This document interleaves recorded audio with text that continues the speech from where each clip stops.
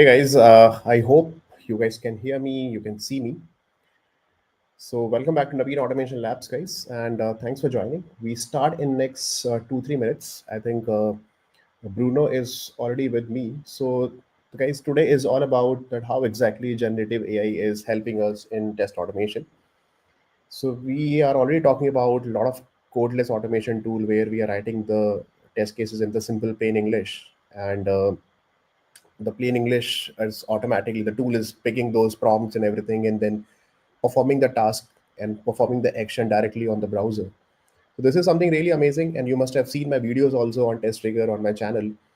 So we thought of helping the community, especially the Salesforce community, that how exactly we can automate the Salesforce, which is like having such a really complex the platform and the UI also. It's not that easy, especially with the Selenium and the Playwright. But I was really surprised that how exactly the test trigger is performing the task and the performing the action on the Salesforce UI. This is something really great. So thanks for joining, and I will add Bruno from test trigger, who is going to. Hey, hi Bruno, how are you? So Bruno is from testRigor, who is going to help us today that how exactly the testRigor is working and then what are the different use cases, especially with the Salesforce. And then, guys, if you have any other questions with respect to Salesforce, and then you really want to connect with Bruno, we will share the email ID and the contact details also. You guys connect to the sales team directly, and then if you really want to take the advantage of testRigor, so feel free to contact to them. So yeah, Bruno, how are you? How are you doing today? I'm doing good. Can you hear me okay? Yes, I can hear you perfectly fine. All right, fantastic. Very excited for today. Great. So Bruno, I think this is the first live webinar from the Test Rigger or on YouTube. I don't know if it's the very first, but it's the Okay, first on Salesforce. So, okay, first on Salesforce.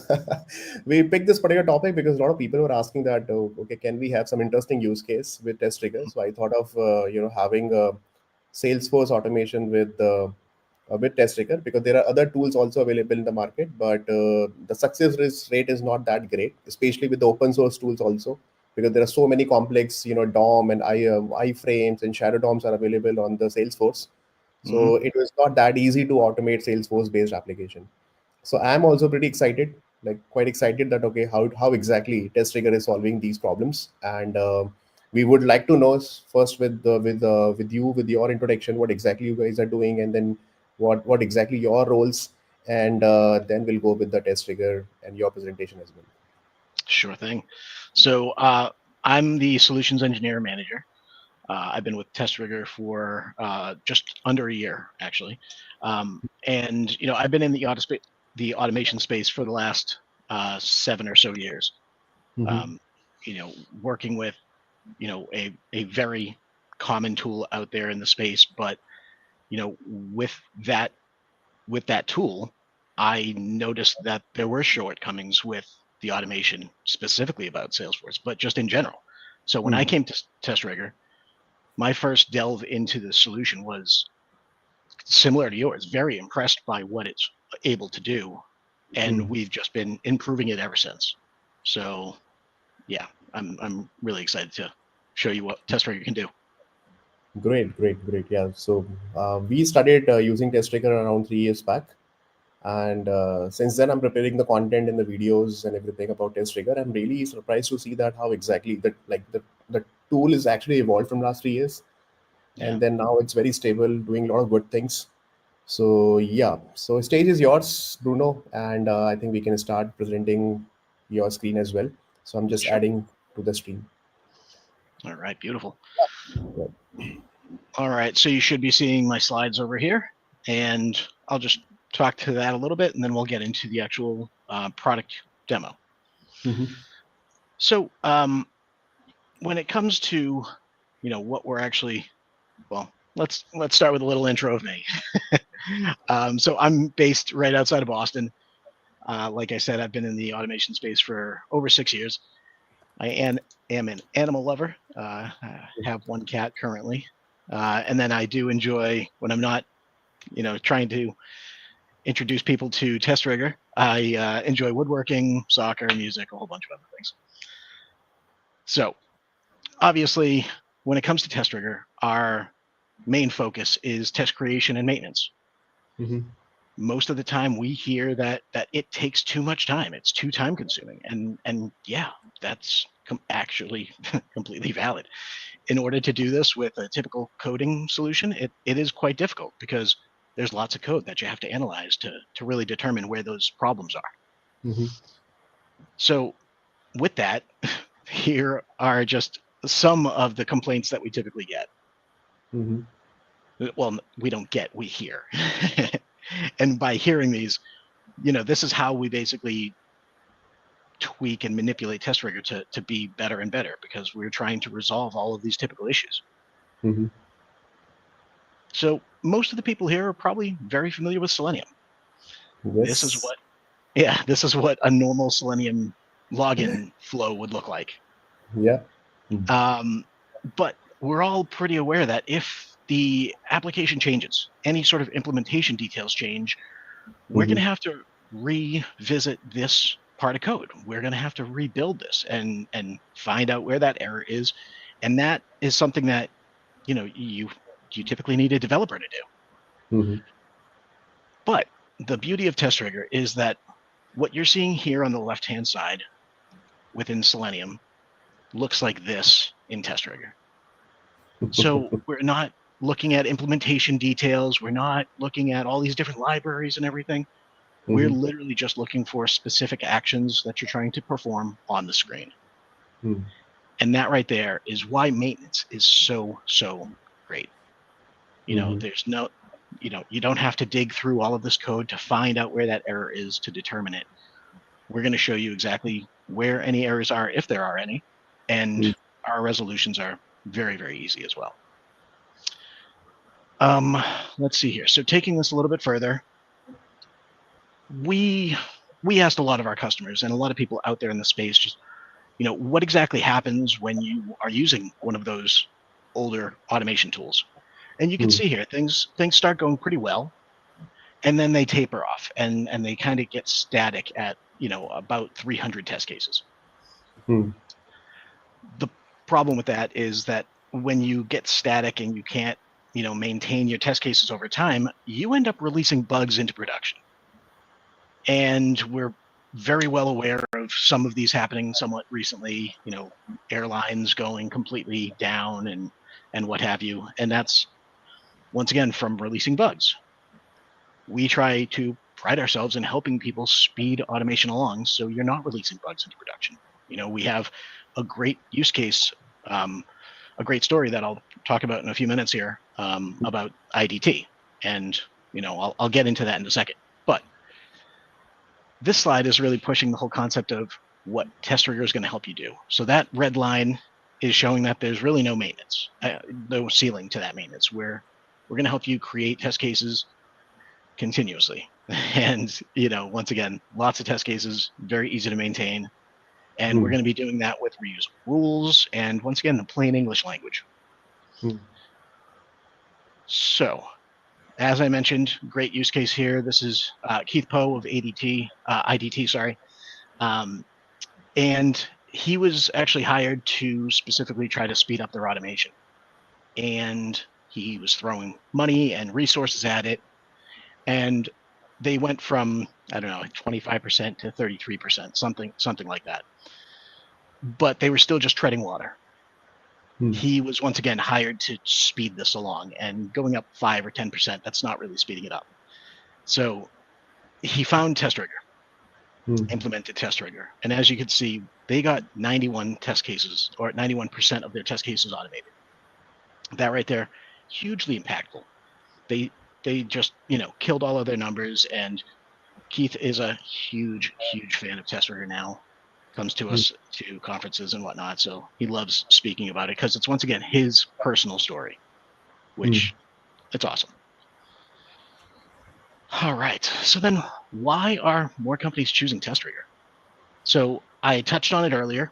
It might have gotten lost in some of the mix, but no coding required. So once again, typically you have your developers creating your automation scripts. you're still going to need your developers to create your new functionality coming out. You don't want them creating your automation test cases when we can do it with no code at all, plain English. We also have a bunch of built-in reusable rules. So there's some functions like login. Login is a typical thing that you're going to use across all of your different applications. So that's one. And that login flow works with a variety of logins. If it's username, click next, then a new page loads, and then it's password, we have all of those built directly into testRigor. Very limited test maintenance. So once again, we're not looking at lines and lines of code. It's just going to be, simple commands, English language. If something changed in a flow, typically we could resolve that with just a matter of 2 words being changed. We do support a variety of applications. So you can see here, web, mobile, native apps, all supported. We also support desktop testing as well. So desktop applications. Cross-browser support.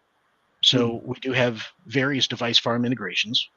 We're in the midst of building out our own as well.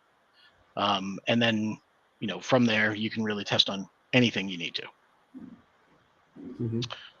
We also do have CI/CD support, which isn't too out there, but we do pre-populate all of these different scripts for you for both Bash and PowerShell. So basically, it's just a copy-paste.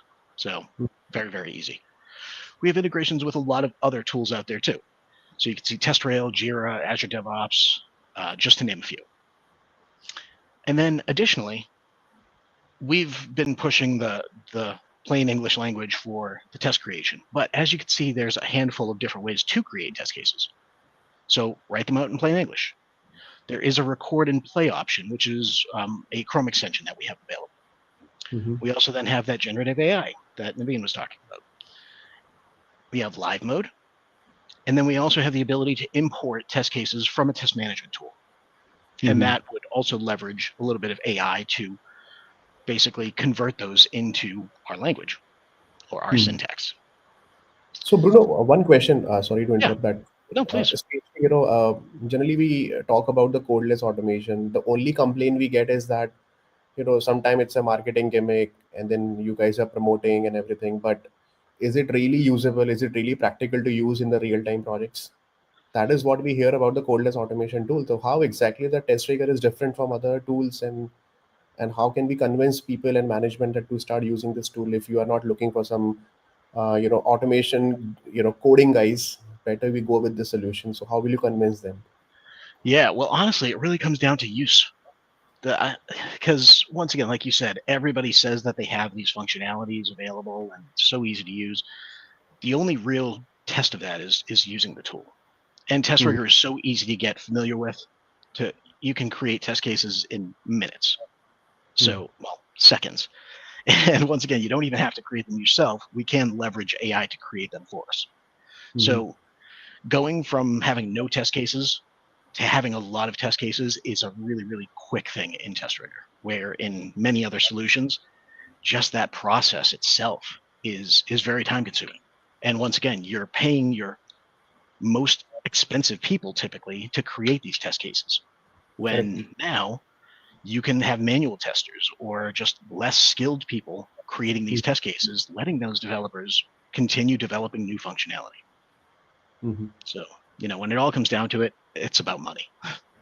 Okay. Yeah. Let's see here. So I do see some questions in here.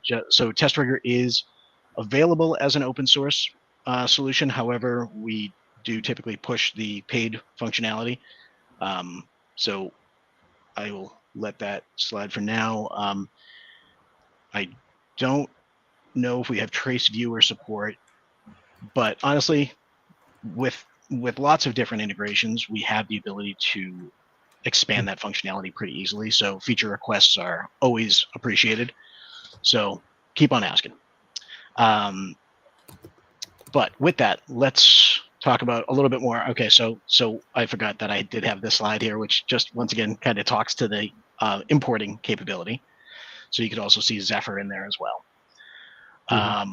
From there, once again, we have kind of the two buckets. We have our legacy tools, which are slow test creation. Test maintenance is really eating up that bandwidth that you have for creating new functionality, and that SDLC process is a little bit broken. Whereas with testRigor, you're creating over 2,000 automated tests per year with a manual tester, roughly 2 hours a week maintaining that. So you're reclaiming about 35% of that dev time. So the old way, that's the old way. So what you're typically used to seeing. And with testRigor, we try to slim that down to basically just that. And once again, giving you 35% of that engineering time back. So some companies that currently trust us for test creation, you can see there's a handful of them in there in all different markets. And then once again, back to just the complaint slide, because I like to get this in people's minds before I get into the demo. So there is a couple of questions here that I do want to just touch on real quick. So somebody's asking, how is this tool reducing maintenance time? So the first part there is that we're not looking at hundreds and hundreds of lines of code in order to do so. We're not maintaining code. We're maintaining specific actions. Correct. So once again, if your UI changes, testRigor doesn't necessarily care that it changed. We're still going to be able to see that button no matter where it is. If you're leveraging locational references, we might need to tweak those a little bit. But typically, it's all about English language. Very, very easy to just tweak those little tiny things. Okay. So yes. I would like to take this question also. Dheeraj is asking, we all face this problem in the industry from last couple of years, that we all trusted test project. The test project was there in the market and then eventually discontinued, and same problem, they could not maintain it properly. It was doing the similar kind of thing. It was, I think, a wrapper on top of Selenium with the similar kind of concept. And it was very popular. The hype was really like 4 or 5 years back. If you see that, everyone was talking about test project, but suddenly it discontinued. So how can we be sure that testRigor won't meet the same fate? That's a great question. So I guess the first thing is that it's not a wrapper on top of something else. We're not relying on other vendors and other solutions to achieve greatness here. We rely on our developers. So with generative AI, obviously solutions are going to get stronger, but testRigor itself is going to continue to speed up progression just with the leveraging of AI for test creation. So once again, I've only been with the solution for a handful of months, but what I've seen so far, I don't see it going anywhere. It's very powerful. We've been making huge strides in recent months on on all sorts of functionality. So I can't speak directly to test project, but once again, if they're just a wrapper on top of something else, that's one of the things that I would say that we really have running for us is we're a standalone solution, SaaS based, so it's easy to get deployed and very, very easy to see that that test creation speed up. So okay. Yeah. So would you like to take this also? Like Shivarani is asking that, is it supports only Salesforce application? What if we have to some API database testing along with Salesforce? Yeah, so it does not only support Salesforce. That's just the main focus for today. But testRigor supports web testing, API testing, leveraging databases, and once again, mobile testing, both on native and mobile web, as well as desktop applications too. So if you have a executable desktop application that you want to, that you'd like to install somewhere and test, we could do that as well, leveraging our own infrastructure or poking a hole in your firewall and working our way into your application or onto a specific device on your network to test it that way. So a variety of options. Okay. So a couple of people were, when I was preparing the videos also, I got a couple of comments there as well, that is it using any internal, like some LLM model to use generative AI, or is it really a wrapper on top of LLM or something like that, or you guys are having your own LLM? So how exactly, like if you can give us some basic idea with respect to generative AI, that is the internal architecture of testRigor. So how exactly it is working? Sure. So we are leveraging a handful of different technologies. And Hmm. when I actually first got started here, I was asked that question and I didn't have a really good answer for it because I was Hmm. still kind of, I said, um, yep, that's actually our own secret sauce. I can't really share that information. And that was not really appreciated by the people that I spoke to. So I went to my team internally and I said, hey, I need a proper response for this type of question. And Hmm. what I got back was that we are leveraging a variety of technologies: Hmm. Java, JavaScript, Selenium, Hmm. um, both proprietary and ChatGPT language models, along with a bunch of other technologies. So Hmm. it's really a combination of multiple things that we're leveraging. So once again, every time that there's been an update to AI, that's updating testRigor as well. So Hmm. constantly updating, constantly enhancing things. Hmm. Okay. Does it require huge computing power? That's a great question. So one of the other great things about testRigor is that this is a cloud-based service, so you don't have to worry about maintaining anything. We're just going to be taking that and running them from our servers, and anything that's required in that regard. If you needed to spin up additional servers or anything like that, or sorry, AI agents, then we would have that functionality built into your needs. Mhm. So Yeah. in our local, we don't need to do anything. We just need to open the cloud URLs and then start writing our test cases, and then scale up and scale down. You guys will take care of it internally. Yeah. So basically, as long as our AI agents can get to your application, Hmm. we're good. So whether that be whitelisting some of our IPs, whether that be tunneling, Hmm. we have that. Um, Hmm. Supports AWS. So in what regard? So that's a that's kind of like a broad question. Hmm. Like Yeah, so that's why, like, are you sure what exactly with respect to AWS that you're looking for? yeah, It's yeah. yeah, that'd be great to find out. But while we're seeing those pop up, let me start talking a little bit about the UI.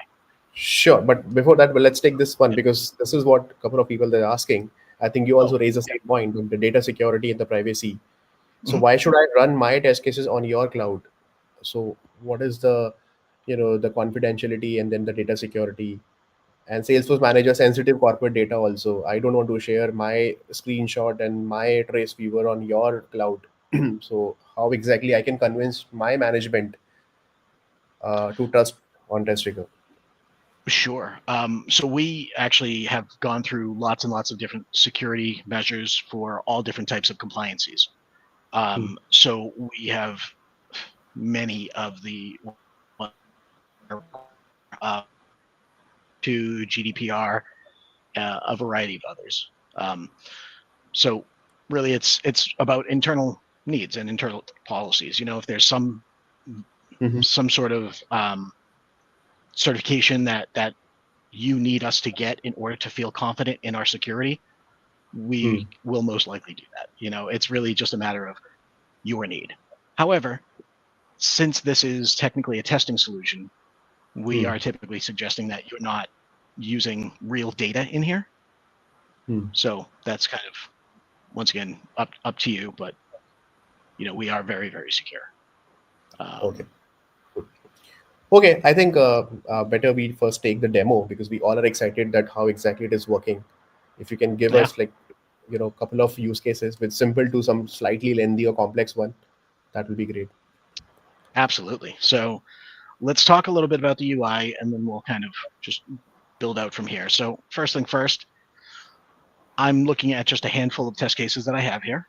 We have Hmm. labels associated to some of these test cases. Labeling is very important inside of testRigor because it's going to help you filtering. So at the top, we could filter based on certain labels, and all of our reporting is also going to be broken down by labels as well.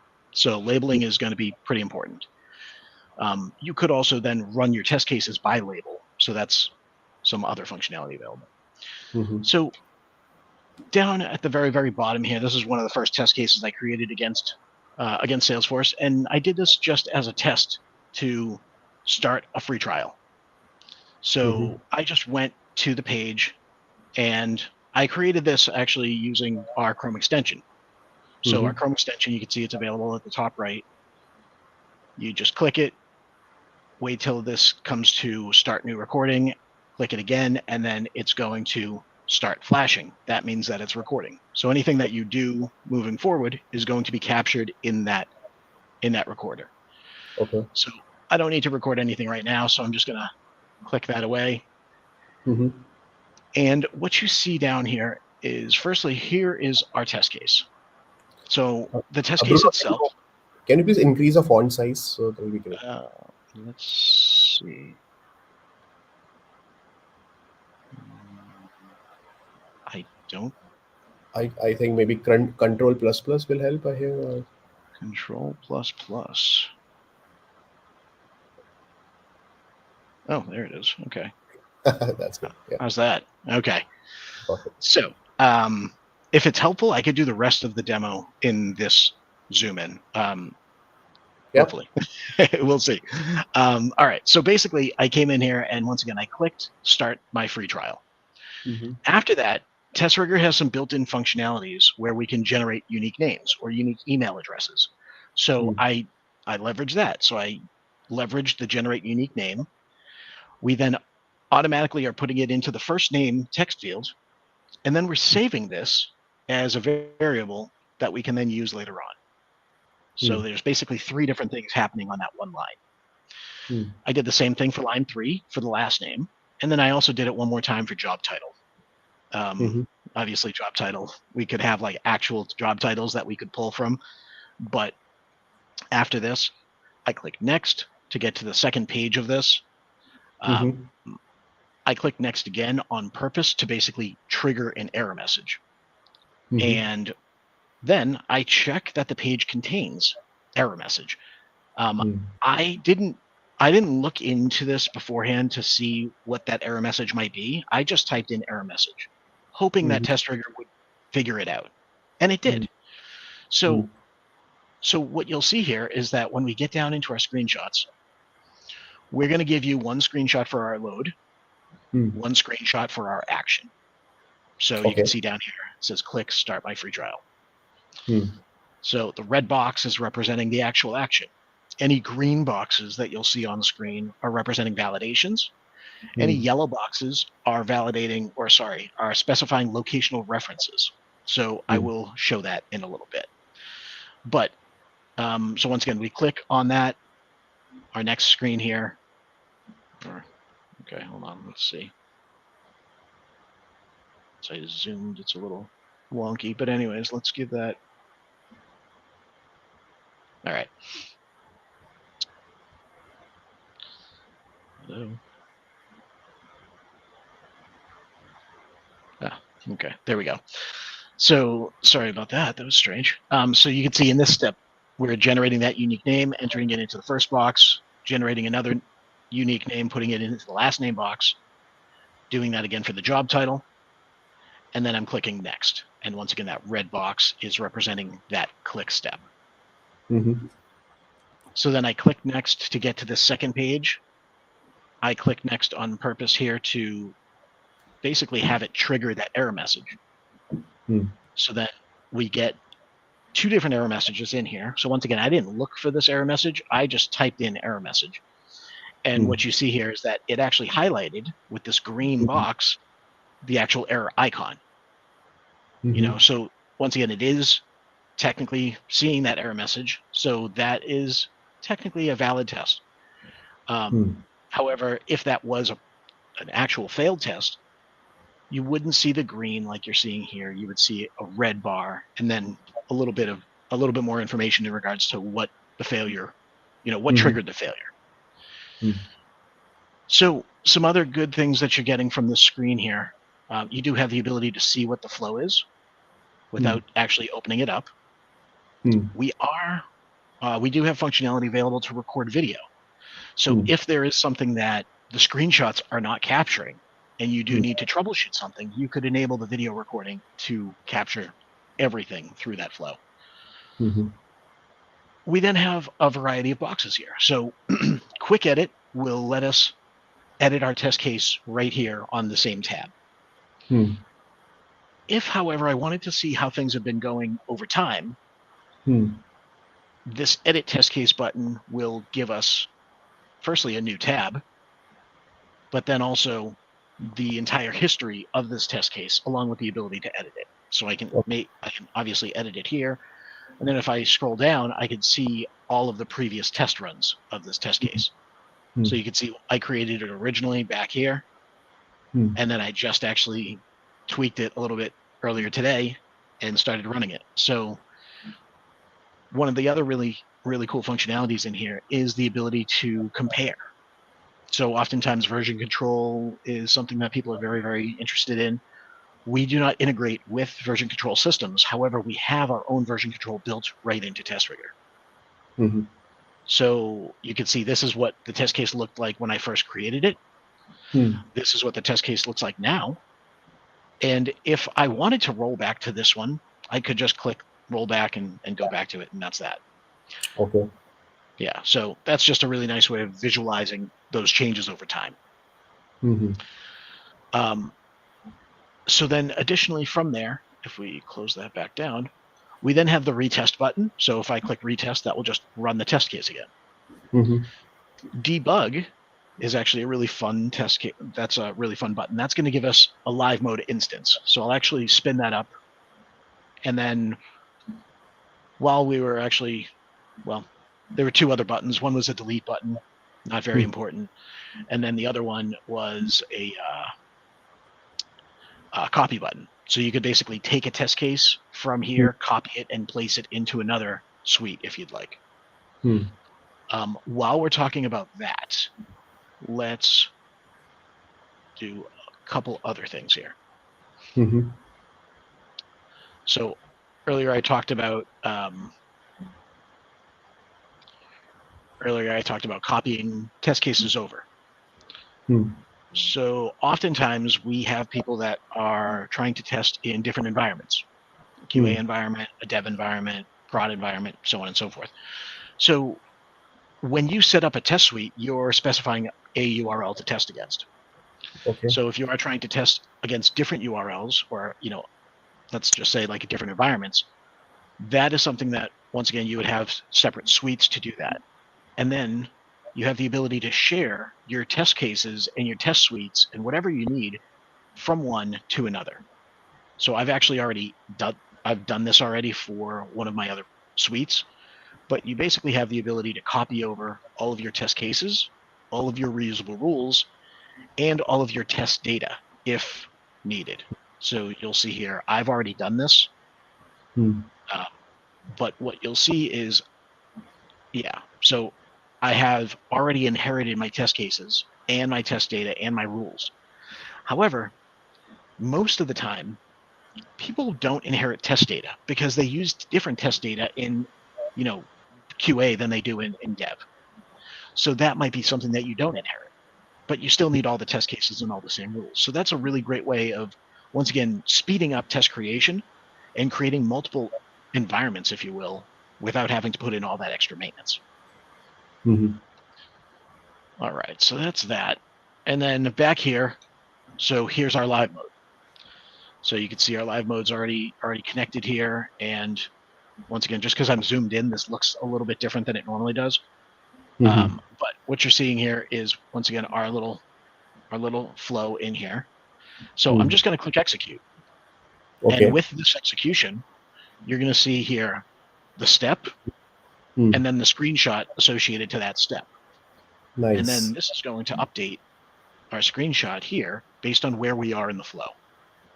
Okay. So this is both a troubleshooter / debugger, as well as a way of creating test cases. So, we have, once again, there's multiple ways of creating test cases. I find a lot of value in this one just because I like clicking around. I like seeing how the application reacts. Yep. So in regards to that, how the application reacts, and sorry, I'm going to just minus, or I'm going to try to, just that much, if that's okay. Yeah. All right, so once again, I think just the zooming has kind of thrown this off a little bit because normally it looks a little different, but it's okay. So this dropdown allows us the ability to kind of specify how testRigor is going to interact with this screen here on the right side. Okay. So by default, it's set to generate command and execute, which means if I click on something, for example, the back button, it puts back in there, it performs the action. Nice. You can see how quick that was, very, very quick. However, I can also then use generate command. This will help me understand just how is testRigor seeing the application. So if I click on next, you can see it gives me the command. Nice. There's also generate locator options.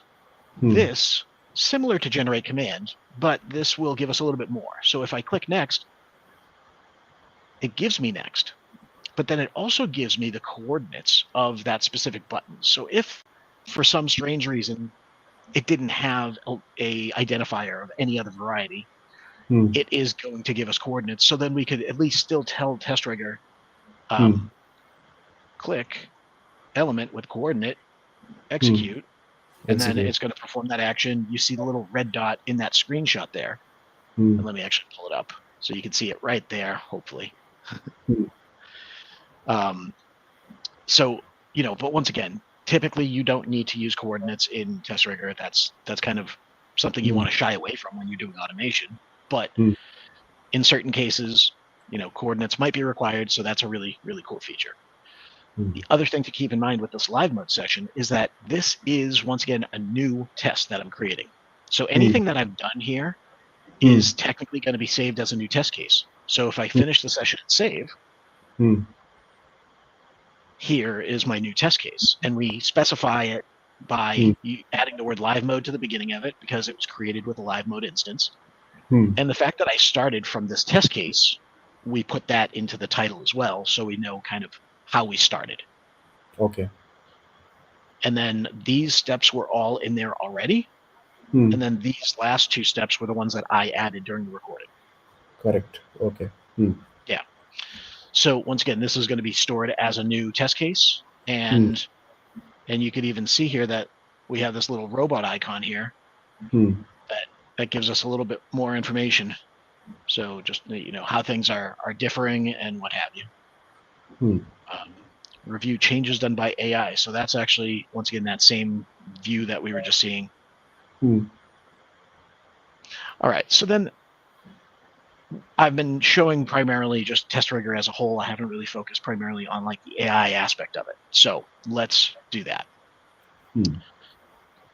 So going back up to our top level, we have a couple of different ways of creating test cases with AI. I guess first way is when you first create your test suite, you can specify down here a number of test cases to generate using AI. Those will be only as good as the description you provide testRigor. So the better the description, the more likely you'll have some pretty solid test cases. Okay. Once we get into testRigor, however, you're not unable to use AI. We have additional ways of using AI here. So one of them is generate test cases based on a feature description. So we could come in here and we could say, all right, I'd like to have 5 test cases created. And I want it to, let's say, log in and generate lead. Then convert to, sorry, my cat just walked in here and started yelling at me. Hilarious. Best times to do it. Okay, so log in and generate leads, then convert to opportunity. So I'm just going to give that, click generate, and see what happens. AI is going to come back and provide us with some possible options. So log in with valid credentials and verify successful access to the dashboard. That seems like a pretty valuable, pretty interesting, or a solid use case. Log in with invalid credentials, validate an error message. People always need to do negative test cases. So generate a new lead with valid data, convert a lead to an opportunity, and attempt to convert a lead with incomplete or invalid data to validate that you're getting the appropriate error message. So these all seem like pretty good test cases. But let's say these I don't like. Let's say this one. I could click regenerate, and testRigor is going to create a new test case there. If I didn't really like some of the words, I could just go and click edit and then edit the actual text itself. Okay. And then the last thing is just the building. So I'm just going to go ahead and click add and build. And what you want to keep in mind here is that we're not leveraging AI to do all of my work. Okay. So that's one thing that you want to keep in mind. We're leveraging AI to help speed up test creation. And I am sorry, give me 1 second. I'm just going to let her outside because the fact that she is still whining. Sure. Yeah. So guys, if you see that here, the debugging option is really great because the way we debug the code in IntelliJ or Eclipse. So someone is saying, okay, so many options are there in the debug. This is actually very much required. If you see any debugging screen on the editors also, you will see similar kind of thing. Watch, expressions, variables, everything you will see. And that's good that, okay, one single execution step also you can execute it and immediately you will cross check, is it really working or not? I remember that we used to do in QTP or UFT that time. So similar kind of feature is available here as well. Yeah, Bruno, please go ahead. Yeah. Apologies for that. So I do see a question here from Sandeep. Coordinates depend on the screen size. It does. You're absolutely right. Which is why I said, typically you don't want to use them. However, if you know all of your tests are going to be running in a certain resolution, then those coordinates are going to be, held true. So we can get away with doing that for certain elements if needed. Once again, that's like a last ditch effort. Exactly.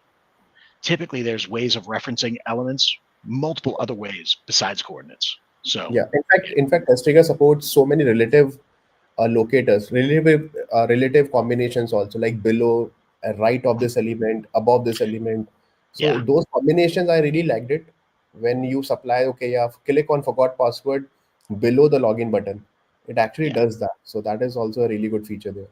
Yeah, that's actually one of my favorite things about testRigor. And it's like a minor feature, but it's really, really cool because once again, left of, right of, above, below, those are going to help you focus testRigor's viewing or testRigor's focus itself. Exactly. Additionally, by adding some additional terms, so for example, near. Near tells testRigor within 100 pixels of something else. If you use the term roughly near, it makes that 100 pixels the 100 pixels, 200 pixels. So it makes that window a little bit bigger. If you say above, it's going to look specifically above that text. So let's say I tell it to use the word above.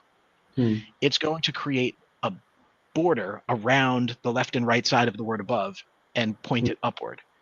However, if the word I'm looking for is over here, it won't find it. But if I use the word roughly above, then it turns that pipe into more of a area. So it's going to search more the wide part of that. Yes. And then we also have additional locational references where you can actually specify things like parts of the screen, left quarter of the screen, left side of the screen, bottom corner, so lots and lots of really cool functionalities. So then on top of that, we have,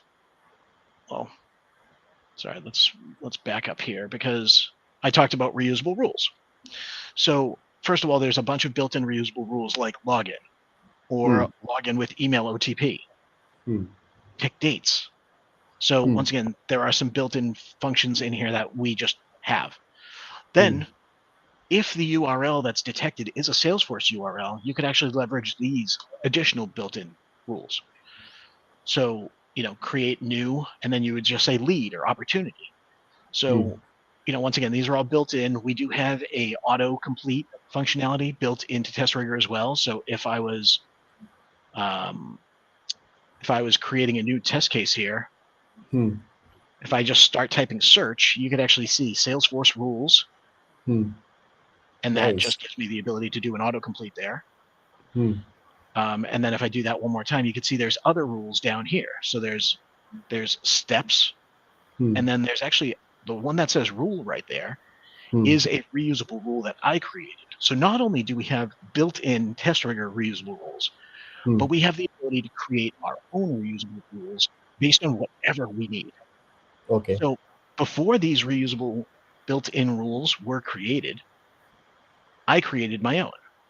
And mine, and this is really where maintenance speeds up quite a bit, because now instead of looking at 10, 15, 20 lines of data, we're looking at, one line. So in this case, RR create lead is just the way I name my reusable rules. But if I go into this create lead, it's going to show us exactly what create lead actually consists of. So you can see in this case, it is 12 steps. And I do have hard coded to be using testRigor.com and last name. So some of this stuff is hard coded, but obviously we could data drive this if we wanted to. But the beauty of this is, once again, we're looking at one line that's performing multiple actions. So this is where the maintenance really speeds up. Yeah, this is just like reusable functions that we do in the coding as well. Like whenever it's Exactly. required, these you just call those utility functions. Now you have created the rules. Just call them whenever it's required. Exactly. Yeah. And then there is a question in here about like how to migrate to a different solution. Once again, testRigor, all of testRigor's test cases are using plain English. These are specific to testRigor. So there's no real way of pulling them out and going somewhere else with them. However, we do have the ability, once again, to, when we're importing, we can import those test cases from something like a test management tool, and that doesn't necessarily have to meet our specific syntax, because we could then create reusable rules leveraging AI to perform said actions. So just something else to keep in mind there. Okay, so we've talked about reusable rules, how those reusable rules are going to help us streamline test creation. And then, once again, we did have AI start to create some test cases. So let's go ahead and scroll back to the top here. And let's just see if we had some success. We did have some success down here. Invalid credentials. And then let's see, there's some other ones in here. So many of these were created with the AI. And once again, it's all about getting us a couple of steps ahead. So we're not looking at these to do everything that we're looking for. We just want it to kind of help guide us in that direction. So in this case here, verify that newly added contact is displayed in the contact list. So I, once again, didn't give it any steps. This is AI just doing its thing. But you can see it's gone multiple steps through this workflow. And if it maybe took a wrong turn at one point, not a big deal. We just make a minor change there, let it continue on its way. And, and once again, test creation streamlined. So that's really the big thing here. Okay. All right. So let's see here. Okay. So a couple other things just to be aware of within the UI. So we talked about test data a little bit. So I do actually have my username popped in here, stored as a variable. My password, as you can see, is hashed out. So security is handled there.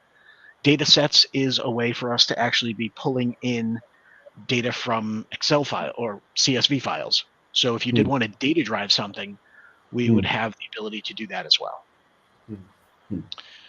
All right, so then let's see here. So we talked about the shared suites and how that helps.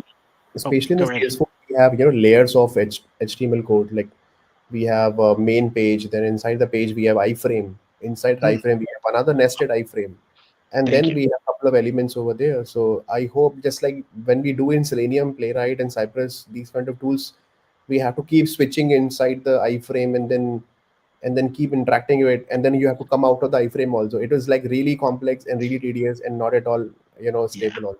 So what about, Yes. are you really, do we need to worry about those iframes and shadow DOMs in the test trigger?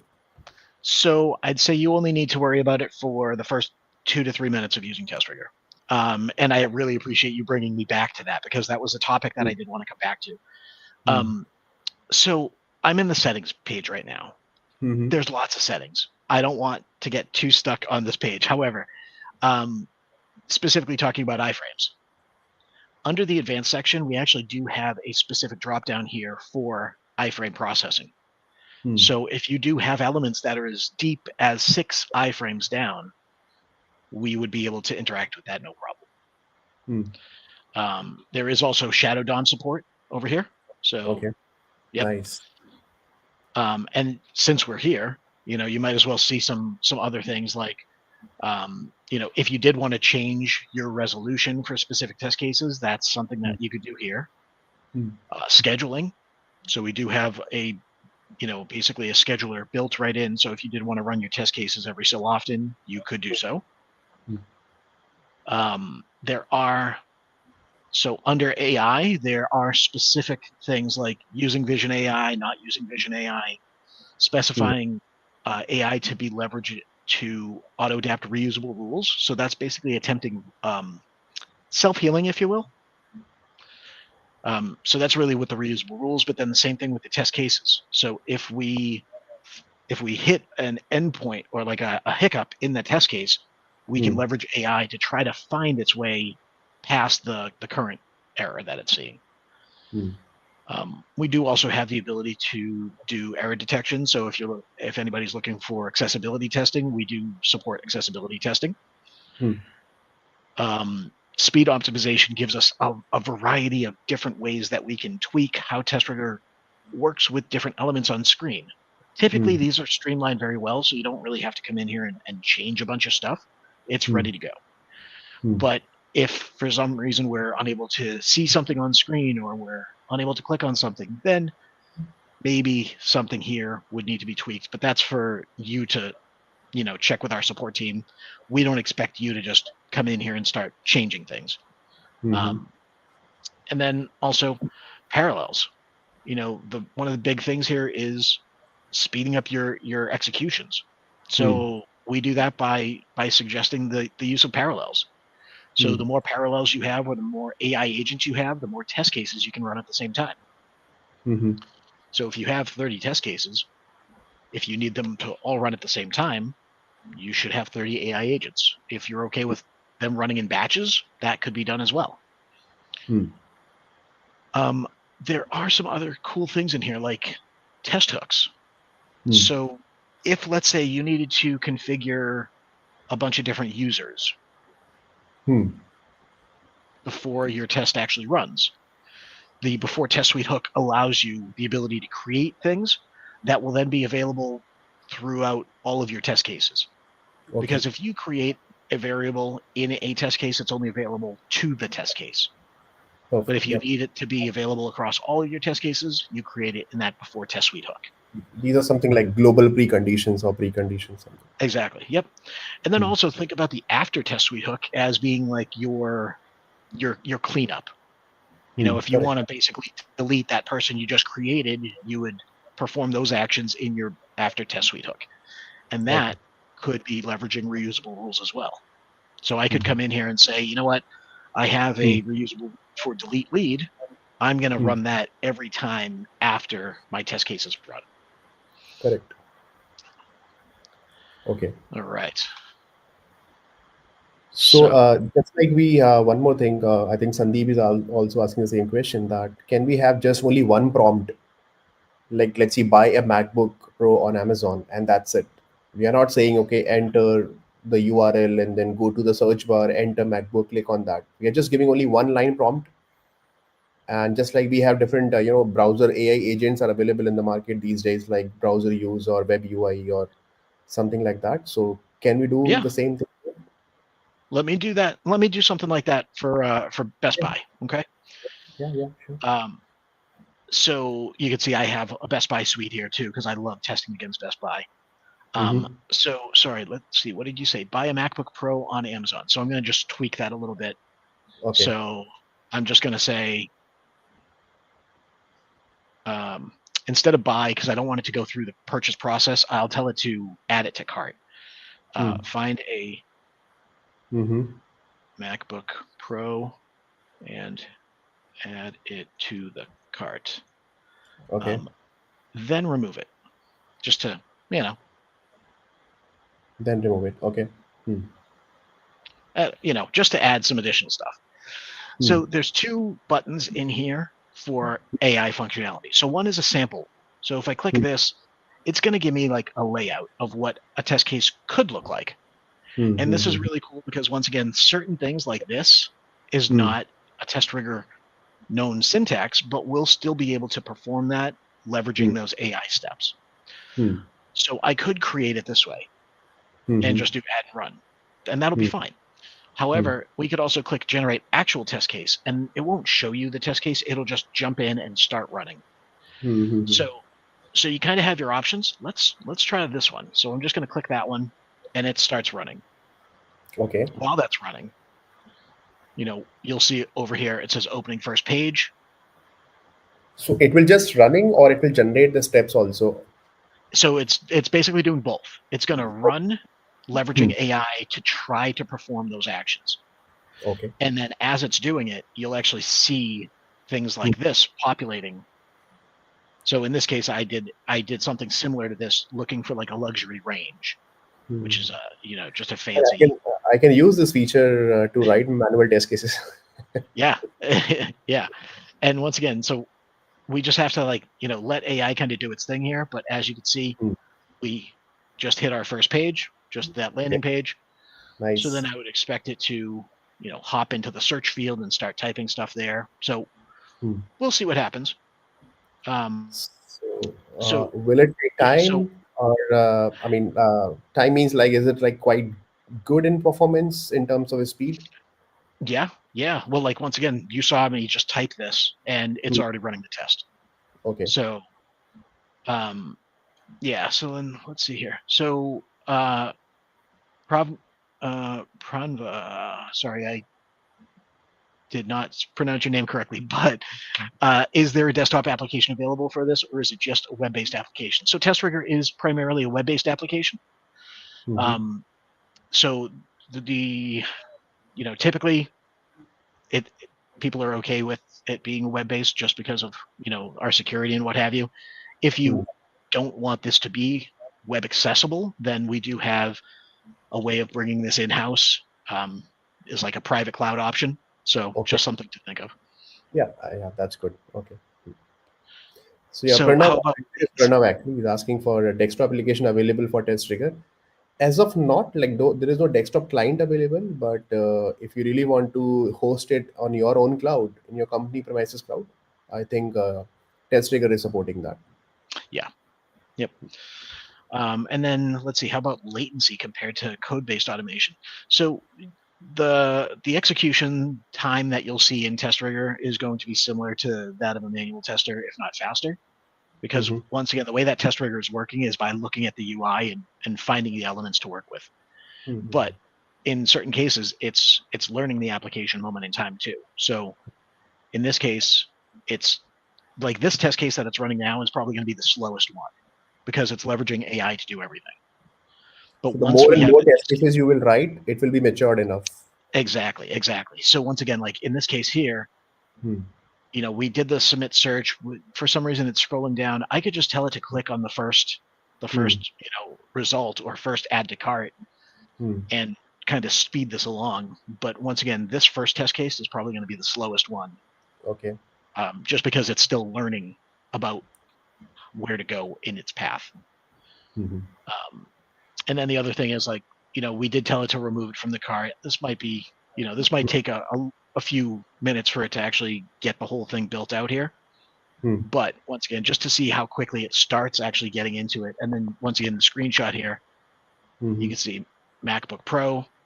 It Hmm. then clicks the actual submit search over here, which is that little magnifying glass. Hmm. And then like if I said click add to cart to, below 14.99, Okay. it could click on this one, but it could also click on this one. So if I say Correct. click on the first add to cart button, it'll always click Hmm. on this one. Hmm. Okay. If I wanted to click on the second one, I could tell it click add to cart below 13.99 or to the right of whatever this Hmm. specific Hmm. element is. Hmm. So so I do have some flexibility with what to do there. And then another really cool feature is that we are also going to try to leverage, or sorry, testRigor is going to try to leverage any known reusable rules. So as it's kind of building things out, if it sees a reusable rule that looks comparable to something it's trying to do, you could actually do, it's basically going to pull that in automatically and try to use it. Okay. Yeah. So can you show me the test steps generated here? So far, it's only created these. Okay, 3 steps. Yeah, but at the same time, let's just give it, well, let's just go view steps. So yeah, so it's only done these 3, even though it's done some additional ones behind the scenes. I think it's still trying to validate some of those. And it almost kind of looks like it's started. Yeah.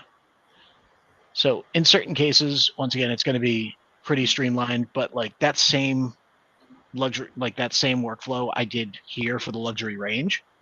Okay. And this actually gives us,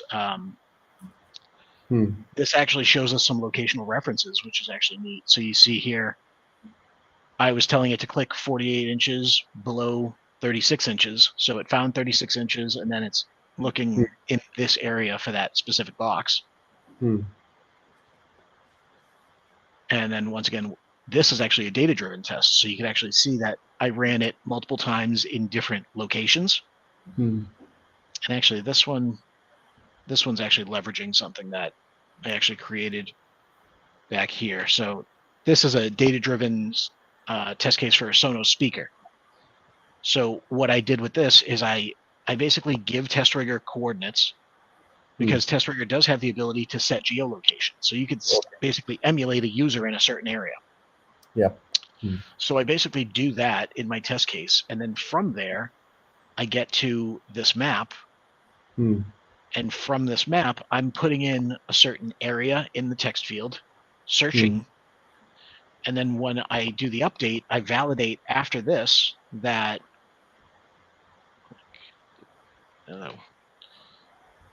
screenshots are taking a second to load here.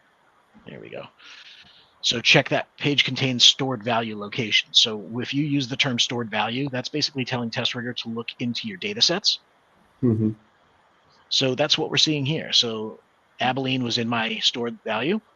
And then I told it to click, make this your store. So that's just specifically for that one. But if I switch to like New York, then all of those same test steps are going to work. This stuff changes slightly because once again, we're going to be typing in New York. We're going to be looking at Union Square instead. So yeah, we can definitely, create a variety of test cases manipulating different things within the UI. And then let's just come back here and see how far it's gotten. So it did actually add it to the cart.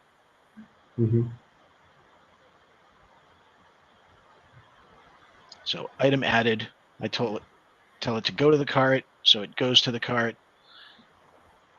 And, so then it adds that to the cart.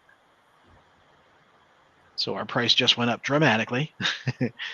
And then let's see. So once again, that was basically the last screenshot that we were looking at, these two here. So now we just need to see if it's actually able to remove it. Okay. Yeah. But once again, for the couple of minutes here, maybe we can try this thing later. We can experiment it more.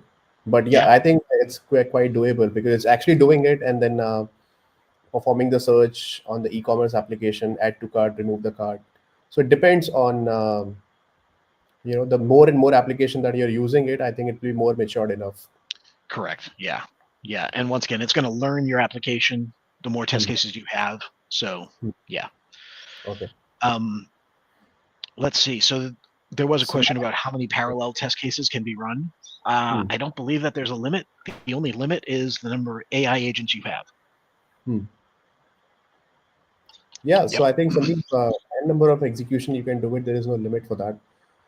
Can we a couple of questions the report also? Will it generate any test report? How many test cases got passed, fail, and everything? It can, yeah. So So once again, this is my Best Buy one. So you can see I have a handful of different labels. So geolocation, data driven. You can see overall results here by configuration, by results, and then we do have historical reporting. So if you did want to go back in time and see how things have looked over time, you can do that as well. Okay. So yeah. There's a mention of CI/CD. So typically, this is what we show for the CI/CD, just to show how easy it is to do the copy paste. But you can see those both PowerShell and Bash. These are fully fledged, but then down below there's more specific APIs to do other things like retest or branching, running tests by UUID or running tests by labels. That's a big one. And then if you scroll down, there's a whole bunch of additional things that could be done down here. Yeah, in fact, we can just copy these curls and the commands, configure in your Jenkins or CI/CD, and run it from there directly. Yeah, and like I have a very, very basic Jenkins. Well, I have a very basic list of all of them set up, but yeah, like the Jenkins one is the one I feel most comfortable talking through. But I have already tested it. It is actually working fine. I have already tested it a couple of times, so it is actually possible and working fine. Yes. Yeah, beautiful. Yeah. Okay, and then let's see. What about handle the alerts and multiple windows, like any pop-ups? Yeah. So awesome question. Thank you. Okay, so first thing is we have very, very robust documentation, lots and lots of documentation. So I typically suggest you come in here to look for anything. And I always do this by just typing what I'm looking for into the find. So you're talking about, handling alerts in multiple windows. So if you needed to open another browser window, switch. So first of all, you can have testRigor open up additional tabs, switch to tabs. You can also have testRigor.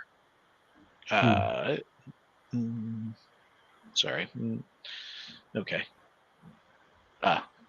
Start browser. So that's a separate one. So you can actually have it start a new browser.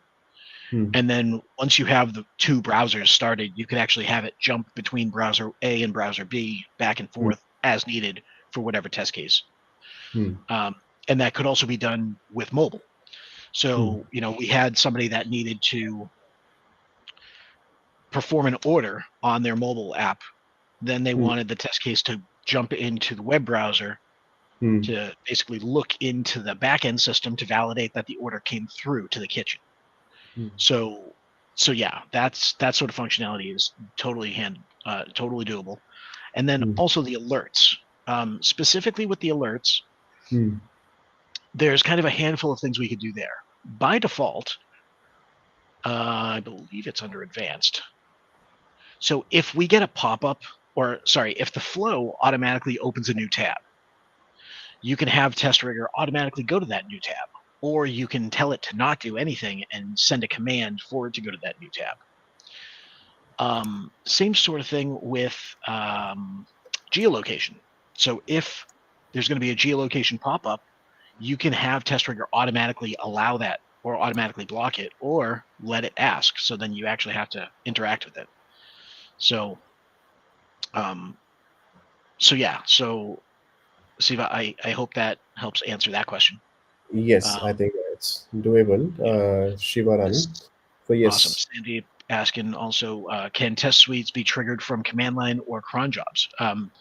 So yeah, if you have your Jenkins job set up to run with cron syntax to run your suite, yes, absolutely.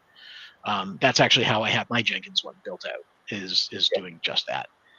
You could also use just command line. So if you did want to just run things from a CLI, you could do that too. Correct. So there's one interesting question that from the not from here. I think Ayush has already given the answer for that.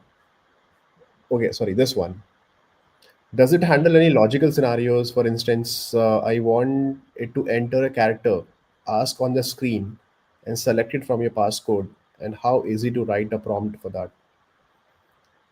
Even I'm not sure what exactly Jagdish will perform. I feel like that's kind of like a multi-factor. Yeah, kind of thing. Yes. Yeah. Okay. So I guess just in that regard, We do have built-in functionality to work with a variety of logins. So if you are looking to just perform regular logins, that's fine. If you're trying to do emails or phone calls that will send a code or something like that, that is something that we can work with as well. There's also the capture resolution. I think somebody asked about that earlier. Sorry, I didn't get to it. But yes, we do have the ability to resolve CAPTCHA. So CAPTCHA is fully supported here, like reCAPTCHA or any kind of CAPTCHA, or it's it is a chargeable feature, however, just because it does cost us to do it. But yes, this is quite a cool feature. Yeah. okay. Scanning QR codes. I feel like somebody asked that earlier as well, but yeah, as you can see, like we have documentation for really all sorts of different things, and even conditional execution. So your ifs, your if thens, your if then else's, that is all supported in here as well. So once again, having to try to code an if then statement, coding it is tough enough, but doing it with testRigor, far easier. Correct. So that's a good question. Can we perform accessibility testing on both web and native apps? Honestly, I haven't seen it for native apps, but that's because I've never been asked it. So I'm not sure, but let's just take a quick gander in here because typically it's just about settings. So if I have, so is it following all the accessibility rules defined by DQ or? So we are using that DQ for our accessibility testing. I just don't know if that is a feature for native or if it's only for web. So that's actually what I was trying to do here, was go back and basically see, because I do have a desktop suite in here that I can look at. It's and apologies for my network here is being kind of slow. Hopefully Yeah, my audio and video isn't jumbled up. But audio video is fine, but there is a lag in the screen, but that's okay. Yeah. Okay. Yeah. All right. Well, we'll get back to that, I guess. So I think we have taken almost all the questions. Yeah, and that one that just came through, yes, we do support automating Windows-based applications also. I think Bruno's video is gone. Maybe some connection issue. So yeah, guys, I think it looks really cool. I think you guys can start looking into it, and especially with the reusable rules which are available with respect to Salesforce, which is really like a great feature. You just need to add one rule name, and that's it. Just like we do it in the keyword-driven framework with the robot framework or something like that, right? Here we don't need to write any script for that. It was just simple automatically. It will take it from there, and then it's just absolutely good to go. And then the behind that keyword also, behind the rule also, it's only plain English. A sentence is written, and that's it. I think the Bruno has joined. Let me add him to the stage. Hey Bruno, back again. Hi. So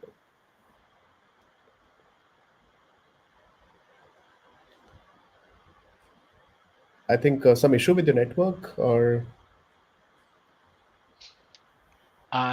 so you're breaking up a little bit for me, but I can hear you.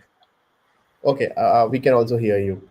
So I think awesome. Bruno, I think we are almost done. The questions are almost done. We can take maybe a couple of questions. Like maybe Abdul is asking this one: that is it easy to find effective dynamic web elements in Salesforce like present in Shadow DOM?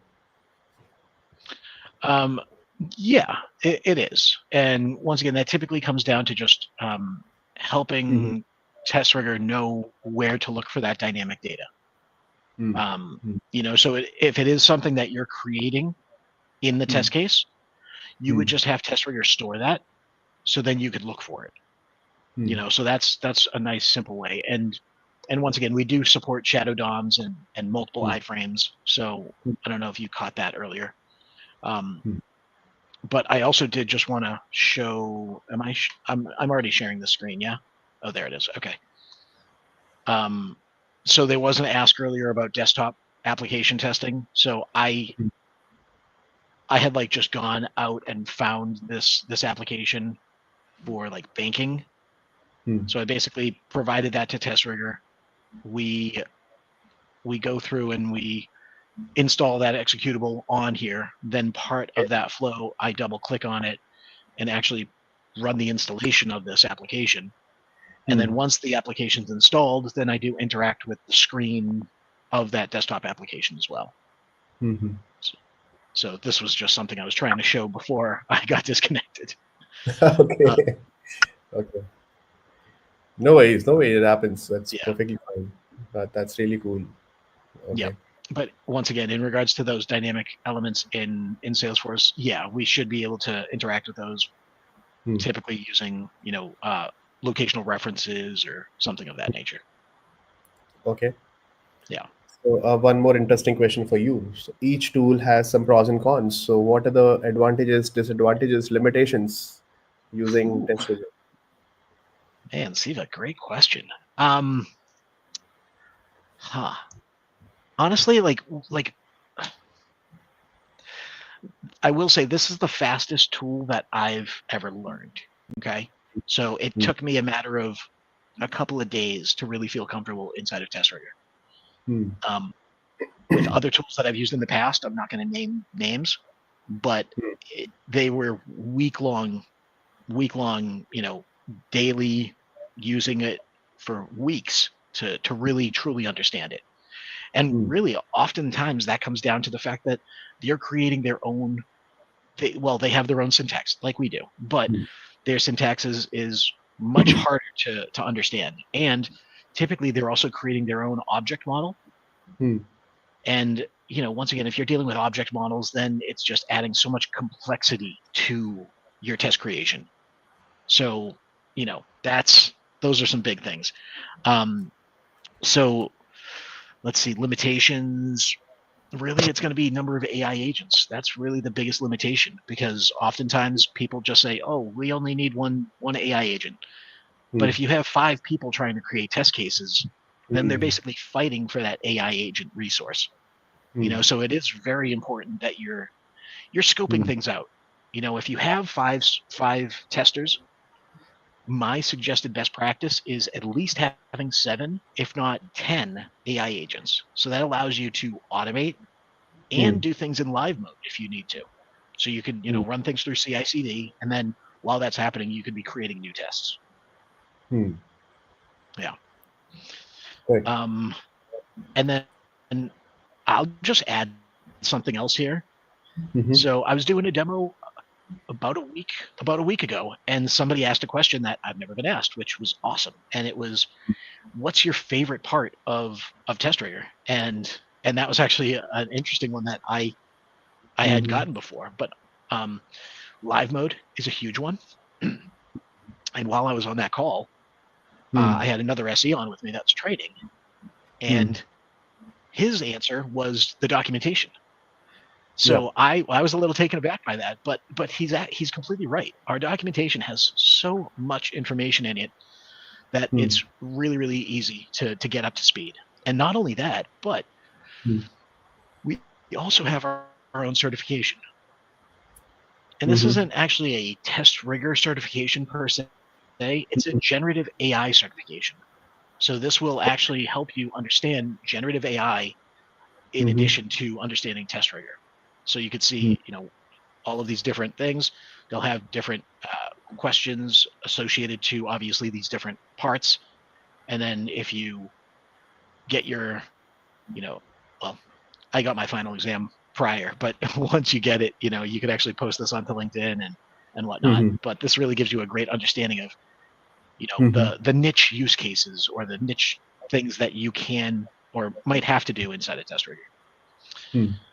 All right, so let's see. Our organization is exploring options to find our best tool to speed up test creation and execution and complete ecosystem. We're starting to run with Reflect. Wait, we Yeah, started to Reflect is another codeless Gotcha. automation tool. Yes. Yeah. Okay. So yeah, Reflect, recent acquisition of SmartBear. Yeah. So I've only come across it once.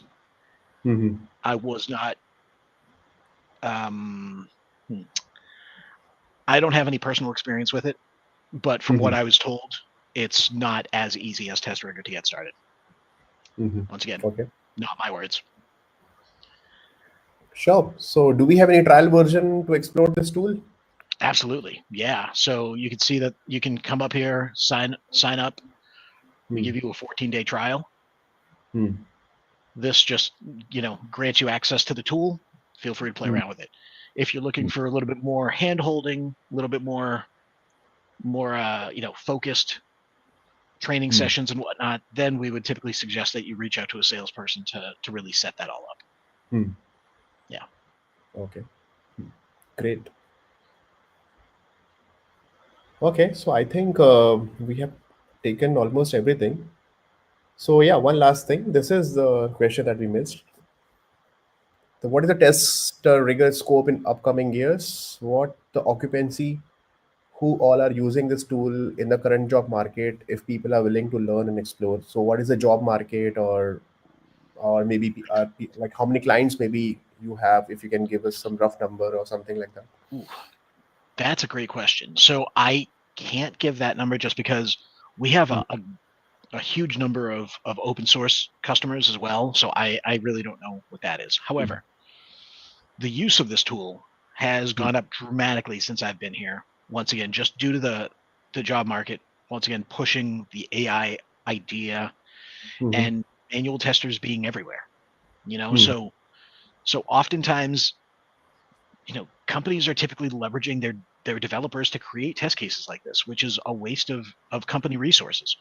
Hmm. So typically the best option and what we see out there is people taking those manual testers that they're already using to create these manual tests and instead Hmm. have them automate that manual test. They don't lose their job because they're still going to be there maintaining those specific test cases. Hmm. So that's really what we're seeing is a lot of manual testers are now pushing testRigor to just help speed up everything because once again it's all about speed and maintenance. Hmm. Yeah. And in regards to testRigor's the scope in the coming years, it's always growth. We're looking to expand our footprint. We're trying to build out new functionality, Hmm. and with that, take over. Okay. Okay. So I think we are good. I hope that we have taken almost everything. So that's really great, Bruno. Thank you so much. And so, guys, I'll share one link with you after this session. The session will be there on our YouTube also forever. If you really want to watch it again, you can watch it. And I'll give you one, the sales link or demo link also there. You guys can just, if you really want to have a book a demo with the sales team, you can just have it and then try to explore it. If you have any questions, feel free to write in the comment section. I think the test rigger team is also quite active. The best thing about the test rigger is that they are like super active. The moment you ask the question, they will reply you back. And the documentation, as Bruno said, is amazingly great and very well written, very easy to write, very easy to understand as well. So that's really great. Like almost everything, all so many examples for each and every action that they have given. You can see for the click also around 15-20 examples are given. So documentation is the main key here for this tool. And then the main thing is about your creativity, the way you are writing. And then if you are writing a simple plain English also, it's simple adapting the tool and then your prompt and then performing the action. So I think it's a great thing for the manual testers also. They can also contribute for automation. So Bruno, any last words if you really want to say? My last words would be give it a try. Honestly, testRigor has been a game changer from what I've seen out there in the space, especially coming from a competitor. Hmm. This has been really eye opening. So give it a try and come chat with us during the demo or something. Yeah. Sure. Great. So thank you so much, Bruno. Once again, I hope maybe some more interesting use cases we would like to explore. and we would like to see you once again, maybe in next couple of months, so that we can just give more some out of the box scenarios to the QA community, so that they can also start using it. Yeah, So yeah, that that sounds was a great. great, wonderful session. Your knowledge about testRigor within like a short period of time in testRigor is really great. I think you are, I mean, such a technical knowledge about almost every question that you handled really well. So thank you for that, Thank you. and we are looking for exploring this tool. Yeah, thank you very much. Thanks for the questions, everybody, and happy testing. Yeah, thank you so much once again, guys, and keep watching Naveen Automation Labs. Thank you, guys. Cheers. Yeah, yes, bye.